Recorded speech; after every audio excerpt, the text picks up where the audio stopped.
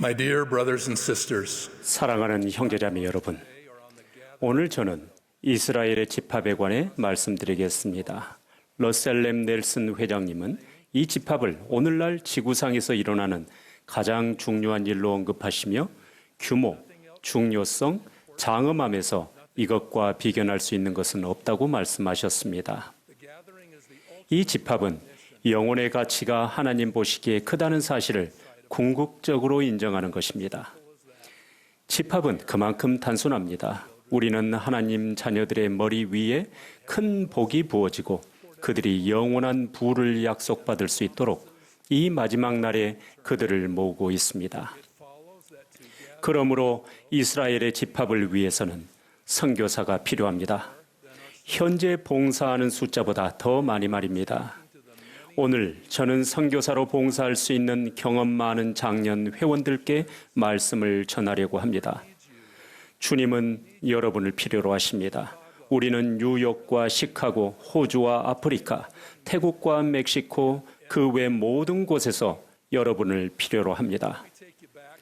2015년으로 돌아가 보겠습니다.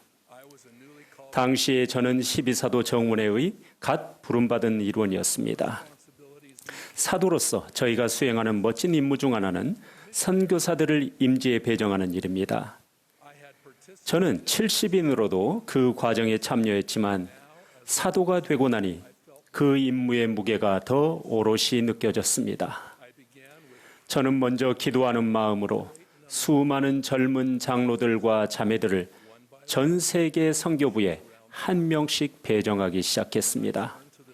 그런 다음 장년 부부 선교사들 차례가 되었습니다. 명단에는 10쌍의 부부가 있었습니다. 그다지 많지 않은 숫자에 놀란 저는 선교사부에 있는 동료에게 물었습니다. 우리가 받은 요청을 처리하려면 이번 주에 몇 쌍이 필요한가요? 그는 대답했습니다. 300쌍입니다. 정신이 번쩍 들던 그 순간이 아직도 생생합니다. 10쌍이 300쌍의 자리를 채워야 하는 것이었습니다. 러셀렘 넬슨 회장님은 부부들에게 무릎을 꿇고 선교사로 함께 봉사하기에 적절한 시기인지 하나님 아버지께 여쭈어보라고 권고하셨습니다. 회장님은 어떤 자격 요건보다도 봉사하고자 하는 소망이 가장 중요하다고 말씀하셨습니다. 경전에도 이렇게 기록되어 있습니다. 만일 너희에게 하나님을 섬기려는 소망이 있을진데 너희는 그 일에 부르심을 받느니라. 이 일은 결국 수학의 법칙에 관한 것입니다.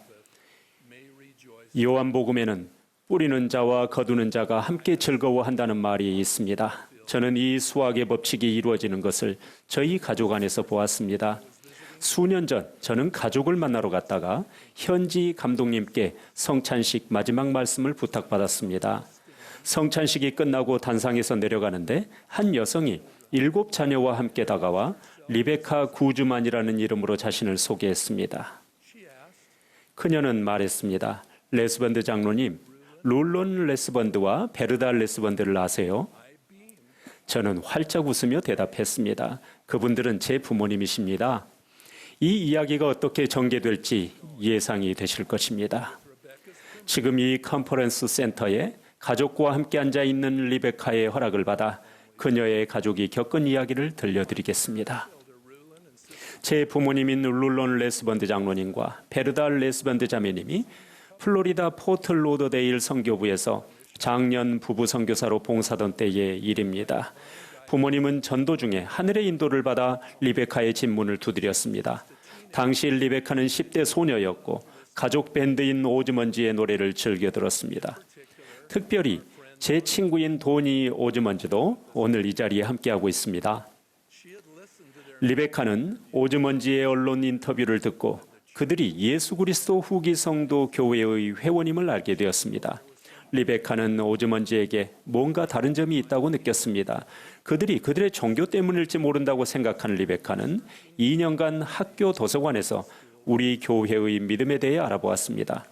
그랬던 터라 친절한 인상의 부부가 자신의 집 문을 두드리고는 후기 성도 선교사라고 소개하자 리베카는 깜짝 놀랐습니다. 후에 리베카는 편지에 이렇게 적었습니다. 어머니는 그분들을 보내라고 하셨지만 그렇게 하면 안 된다는 생각이 들었습니다. 그분들은 얼굴에 온기와 사랑이 가득했습니다. 그 기억을 떠올리면 아직도 눈물이 나고 가슴이 뭉클합니다. 리베카는 제 부모님을 들어오게 했고 선교사였던 제 부모님은 리베카와 두 여동생 그리고 반대하던 그녀의 어머니에게도 메시지를 전했습니다. 리베카는 그때의 일을 이렇게 설명했습니다. 그분들은 저희가 어떤 질문을 해도 훌륭하게 대답해 주셨습니다. 빛에 둘러싸인 듯하던 그분들의 얼굴이 아직도 눈에 선합니다. 저희는 자매님이 가실 때마다 포옹을 해드렸습니다. 자매님은 항상 저희 어머니가 편안함을 느끼고 존중받는다는 생각이 들도록 도와주셨습니다. 장로님의 눈은 저희에게 예수 그리스도에 관해 가르치실 때마다 항상 반짝반짝 빛났습니다. 장로님은 제 아버지도 토론에 참여하게 하려고 애쓰셨는데 결국 아버지의 마음도 얻어내셨습니다. 지역 컨트리 클럽의 요리사였던 아버지는 장로님과 자매님께 저녁을 만들어 드리기 시작했습니다. 장로님이 좋아하셨던 키라임 파이도 빠질 수 없었답니다. 레스번드 장로님과 자매님이 리베카와 가족들에게 몰몬경을 읽어보라고 했을 때 리베카는 5일 만에 몰몬경을 모두 다 읽었습니다. 리베카는 곧바로 침례를 받고 싶었지만 다른 가족들은 아직 준비가 되지 않았습니다.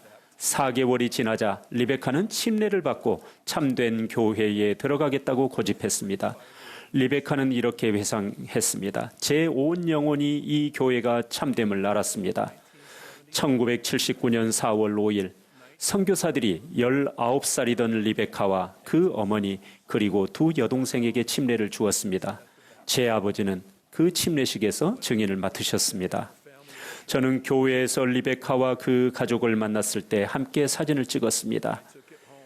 연로하신 제 어머니께 그 사진을 가져다 드렸더니 어머니는 그것을 가슴에 품으셨습니다.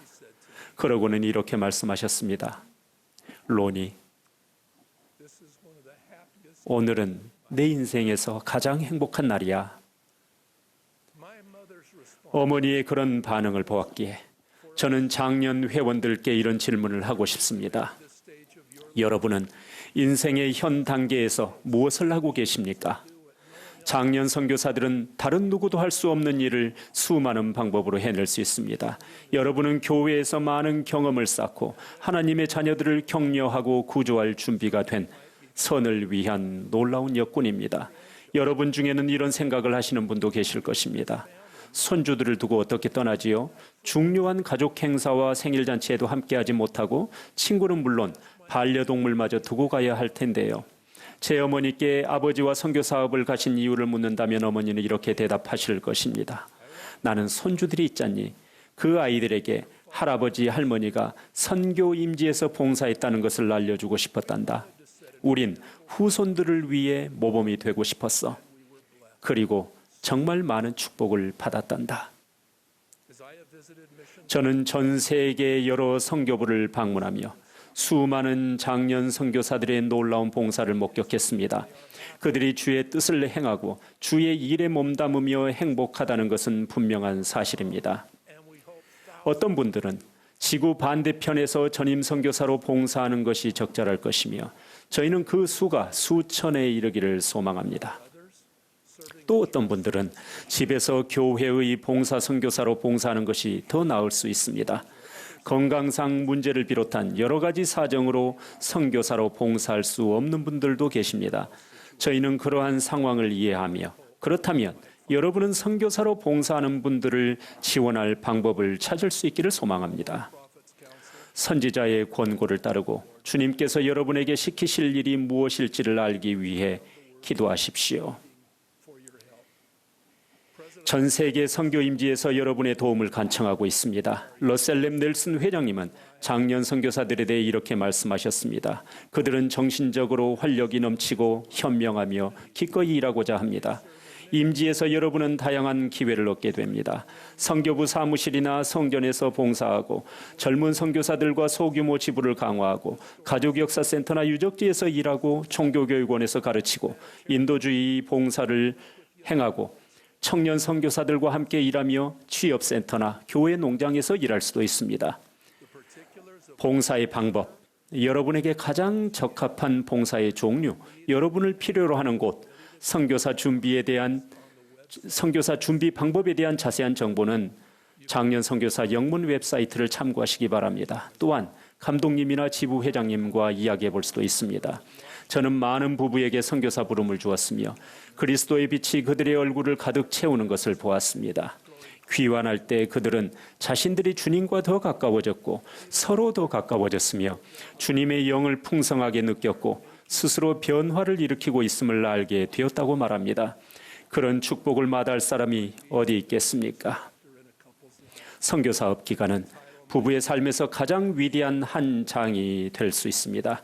그 장의 제목을 붙이자면 주께서 날 보내시기 심히 원하시는 곳은 정도가 될 것입니다. 여러분은 생소한 분야에서 일하게 될 수도 있겠지만 영의 힘으로 편안함을 느낄 것입니다. 제 부모님을 비롯해 선교 사업을 마치고 돌아온 수만 명의 부부 선교사들은 이 일에서 찾은 기쁨에 대해 간증했습니다. 주님께서는 후기의 경전에서 이렇게 말씀하셨습니다.